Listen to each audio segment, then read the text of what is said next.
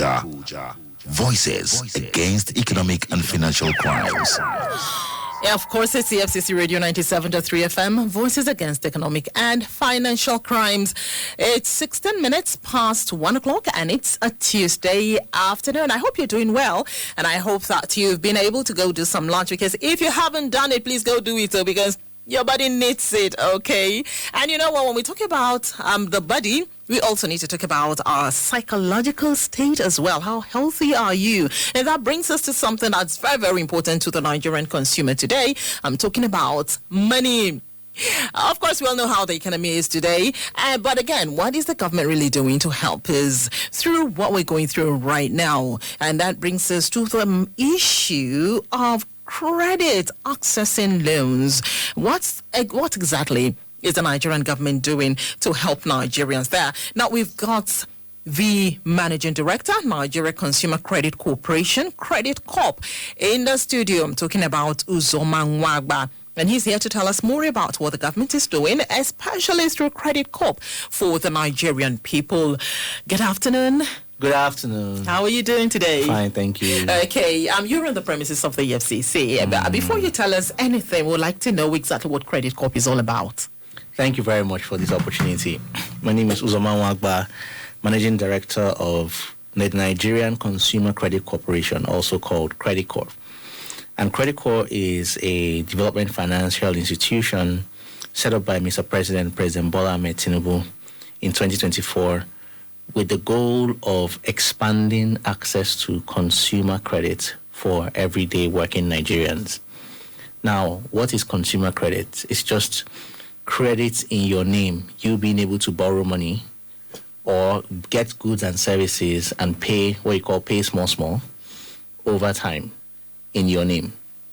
And you'll be surprised that only 6% of this country, 6% of the population of the working Nigerians have ever been able to access consumer credit. That is, you to be able to get credit to get a car, to get a keke, to buy a television, to 6%. renovate 6%.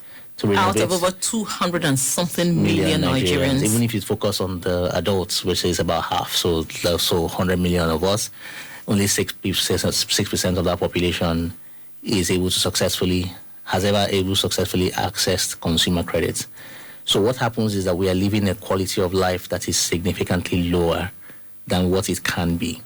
So even though we know that Nigeria is a poor, the World Bank and all these, so the people that are pundits on the subject tend to categorize Nigeria as a poor country, but I kind of respectfully disagree. Now, our income levels are low, yes, but we are not as poor, or we live poorer than we ought to. Because if you have access to credit, then what happens is that you can get goods and services. A civil servant can get a car now, and they can pay for it over 10 years or 5 years or 3 years with their income, and they would not feel it, but they would have that car. They would get a house. They'll have solar energy in their homes. They can send children to school. They can purchase basic goods and services that better their lives. A young graduate can get a laptop that they can pay for over time and use that laptop to start an internet business or learn to code or learn to build software and have a radically more improved quality of life, but with a laptop that they got on credit. So credit, a modern economy only works on credit. It runs on credit. So our siblings, our family, our friends who live abroad that we admire, you say your sister has a big house or your uncle has a car, all those things are the benefits of people who have functioned in a credit economy where you can bring the goods now and pay for it with your income over time. So the president is quite passionate about this, and here are 3 reasons why he is quite passionate about it. One is that credit, as I said, is about improving the quality of your life now. Second is that, and they are very relevant for the EFCC, is that it's also a means to stem corruption.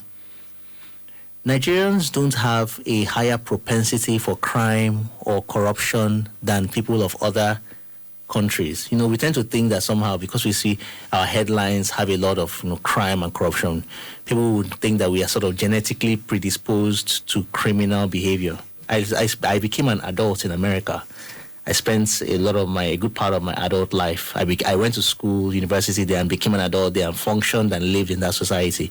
They're not more honest than we are. And I'm not even saying America is like the model society, but at least it's the model society from an economic standpoint, right? They're not more honest than we are. They're not, the China, the UK, or anywhere we talk about, they're not more honest than we are. But you have a system where your productive activity can allow you to have a high quality of life. You don't have to start looking for illicit means of getting wealth, where a civil servant now starts taking bribes from contractors, or contractors to inflate contracts to pull money out, or all the things that the EFCC now goes chasing after. So, for one, credit improves quality of life radically. Second is that it stems corruption. And then the third is that it catalyzes local industry, because when credit is about growing purchasing power, when people now have credit, they can buy more goods and services that improve their lives, yes. But as they're buying those things, they're not buying it from ghosts. They're buying it from other human beings that have industries, shops, companies. You buy cars that are made locally. You buy furniture that's made locally. So you're now creating demand and buying from local industry that in turn increases their revenue, and they also employ people. So it's a self-fulfilling prophecy. Credit is a self-fulfilling prophecy that touches everyone. Then I'll talk about the government, because people now have better purchasing power and they are buying goods and services. The industries grow, companies grow, and they pay taxes. And the economy is the better for it. And the economy is all better for it. Let me take you up on that second point. Yes. You talked about credit being a means to stemming corruption. Yes. And I believe that's what you're on the premises of the EFCC to accomplish today. So tell us about your visit to the Economic and Financial Crimes Commission. Yes, so the visit today was to the chairman. First, to even let him know, give him an update on some of the activities of the corporation. Since 2 years, the last time we came here, the EFCC has also been a big supporter of CREDICORP in many ways. And I think part of it is because there's an alignment of mission. It costs more money to chase after people who looted government funds than it does to prevent them from doing it in the first place. And so it costs more money to chase after a civil servant who looted money to build a house, or to get a car, or to enrich their family, or to sort out all their kindred, which now becomes a lot of money. You become this one, director or assistant director or PAMSEC or whatever, and then your entire kindred is now looking up to you, and you have to loot enough to sort them out, get them cars, get them homes, and all of that. But if they all had access to consumer credit, they would not. First of all, that pressure will be so much less. Even on you as an individual, the centerpiece, there's less pressure. So it's a collaborative effort that we can address the issue of corruption from the incentives, first of all. If the pressures are less, people desire to illicit wealth a lot less. They go through. That's why the chairman was telling stories, just of people who come around to the EFCC, and you see that they express remorse. They have very many stories of just how they were pressured or pushed into doing things they do. So maybe we can address it from there. It doesn't exonerate anybody from crime. It just means that we can be more preventive about it. Okay, I'm sure that CREDICORP already has initiatives on the ground for the Nigerian consumer. Yeah. Tell us about some of these initiatives. Absolutely. In our 2 years of existence, which is a very short time, we have reached 301,000 Nigerians today with consumer credit, working through about 36 financial institutions. This includes microfinance banks, finance companies, then commercial banks themselves, institutions that can get through the grassroots. The reason why we go to financial institutions is because we want people to access credit from where they naturally do their finance. So we enable cheaper capital, we enable processes. We focus on first-time borrowers, people who have never been able to access credit before, to now increase their access to credit and come into the net. So 301,000 people, over 47 billion naira worth of credit access to these groups of people. That is a significant amount of credit for a new institution, but it's also small compared to the larger population. And so we continue to grow, our numbers and our penetration in the Nigerian public. And of course, with more capital, we're able to do even more. And there is a particular initiative, a particular plan that you have for the civil servant now? Absolutely. Yeah. So we will have a few initiatives, but I'll talk of civil servant, even one of them. Mm-hmm. So the civil servants, we have what we call GovCred, which is the credit for government employees that allows you to get a 9% or even single-digit loan from CREDICORP or through CREDICORP to get a vehicle, to complete your house in the village, or complete your retirement home, or to start your home as a 30-year-old civil servant and finish that home in 2 years, and then you can be paying for it over time for the life of your service until you're done paying, 5 years, whatever it is. And so we already have that program now. We of our 300,000 people, a good 10 to 15% of them are just people who are civil servants who work in the sort of civil servants, public sector. And of course, the loans enabled by CREDICORP are the cheapest loans in the market. You cannot find a loan cheaper than what CREDICORP enables, because it's something that the government has been able to do for the Nigerian public. And that's something that we are quite proud of, just being able to achieve that at that scale from the Nigerian people. So that is an initiative, that is the GovCred. But we have a number of other initiatives. We have initiatives for every working member of the population, from NYSC all the way to pensioners, that is retirement. As long as you have some income, you can get credit on the back of that income. So we have youth cred. But it's got to be a federal government worker or a public servant? No. Anyone in the system, as long as you are earning money. As long as you have an income that can be tracked by a financial institution, you are eligible for CREDICORP programs. So youth cred, we started off with the youth coppers, where the youth coppers received credit for resettlement and for starting their micro enterprises. So think of a youth copper who earns 70,000 naira every month, I think 77. That brings you to about 840,000 if you did at 70. 840,000 naira a year. But you're going to be earning 70K every month. What if you got credit of 250K or 300K at the beginning of your service year? Now you can buy a laptop. Now you can start your internet activity, your internet business. Or you can do your content creation, buy a camera. Or you can start a bakery business if that's what you wanted to do. Or you can invest in whatever it is that you want to be as your sort of personal enterprise. Or you can settle better into your primary assignments, get a standing fan, deposit it to some village or whatever. You get a standing fan, gets, just basic solar energy that makes you comfortable in your service here. You can buy a suit if you're working for a law firm. There's just so many things that credit can do for you while you are earning and building your personal equity. Your credit allows you to smoothen out sort of the roughness of life and have a more comfortable life, or allow you to invest in an enterprise that increases your income significantly. So that's for youth cred. We also have youth cred for working youth, as long as you're below 40. Not your coppers now, but employed youth, you have a job. We have youth cred now for youth entrepreneurs. That is, you're not a white-collar 9-to-5 job, but you have an entrepreneurship venture. Then we have all the way from that to women, program for women. Mobility is a big part of what we do. People buying keke, buying vehicles, being able to do transportation and get into that type of business. So we also have credit for men, of course, that's given, but we have credit for the general population, and then we have credit for pensioners. So the 300,000 people we have enabled so far fall into one or more of these buckets. Okay. Yes. Thank you so much for talking to us, MD CREDICORP. Now, before I let you go, as your final word, you see, a lot of Nigerians are really concerned about owing. Mm-hmm. They're really afraid of debt. Yes. I'd like you to close by talking to Nigerians about the importance of debt and what you really think about how credit, not to use the word debt now, credit can help in furthering their course in life. Absolutely. Thank you for that question.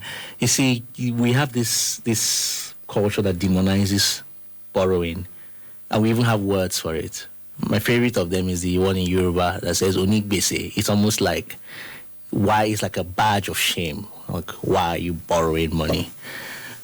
But there is no economy or functioning society that has functioned at scale that does not have credit as part of its culture. You have to think of credit like fuel for your life, not some sort of impediment and some sort of burden that you have to carry. Credit is what turbocharges you to be able to achieve your dreams, to get that home now, to have a comfortable family, to get a vehicle, to invest in your enterprise, to get that machine that you need to start your micro business or your tooling business, to get that car that you can use for Uber, to all the way to buying a house, So credit is what allows you to turbocharge your life and to be able to live comfortably and invest in yourself. Why would anyone not want to do that? Especially when you have the ability to pay, and you can pay judiciously and build your credit. So if you have one word for Nigerians, is please, I beg of you, go and borrow money. Go and borrow. Go and get things on credit. But do it responsibly. Do it in a way that your responsible income... borrowing. Absolutely. Be very responsible. Do past yourself, essentially. Just do it responsibly in a way that you can service it. Because that thing that you are delaying may never happen. Because even the price of the thing might go up and you may never be able to afford it if you are saving for it for 10 years and the price is going up on you. But if you got credit now, you can lock it in, own it, and lock in the price as well. And then pay over time. It's just, there's no economy that does not function on credit. Your relatives and friends that you admire in America and UK and wherever that you like the lives that they're living that life because they are doing it on responsible credit. You can do the same here. Okay, I'm sure that our listener would like to know how to contact CREDICORP. How can they get to you? Absolutely. CREDICORP.ng. CREDICORP. There is no T in it. So it's not CREDICORP. CREDICORP. CREDICORP. That's a Nigerian Consumer Credit Corporation. And of course, our social media handles, Instagram, Facebook, Twitter, or X as it's called now, TikTok. We're all over the social media, but for the more traditional people, the website does the job for you. You can see our financial institutions as well, and everywhere where you can access CREDICORP-backed credit. So CREDICORP is, the website is CREDICORP.ng, CREDICORP.ng. Okay. We've been speaking with the Managing Director, Nigerian Consumer Credit Corporation, CREDICORP, Uzoma Nwagba. Thank you so much for talking to us this afternoon on CREDICORP, and welcome to EFCC Studios. Thank you very much. What do you think about the studios? We've been on for about 2 years now. Oh, really? Yes. Oh, wow. I've listened to the station a few times. It's on the air, just 97.3. So once in a while, you have good music too. Thank you. Which I wouldn't have expected for law enforcement. Because we want to keep you, we really want to keep you relaxed. Entertained and relaxed. Okay, we've been speaking with the Managing Director, Nigerian Consumer Credit Corporation, CREDICORP, Uzoma Nwagba. Now you know it's not only base. Is that what you said? It's not a bad thing. Yes, credit is not a bad thing. Go get something. Because as you are waiting to have all the money in the world to buy that thing, get that thing, the price may continue growing, and you may never be able to get it because life happens. So go get life happens. Go get some credit, and CREDICORP is right there waiting for you. Yes. As long as you can earn income, you have a chance of getting something from CREDICORP. Thank you so much. Thank you very much. Appreciate for talking to us. My name is Ojocho Kutami, and I say thank you so much for listening to EFCC Radio 97.3 FM, Voices Against Economic and Financial Crimes. I hand over to Jennifer Ojilede now. Remember, it's 26 minutes before 2 o'clock, and Jennifer will be right there to take you through the day.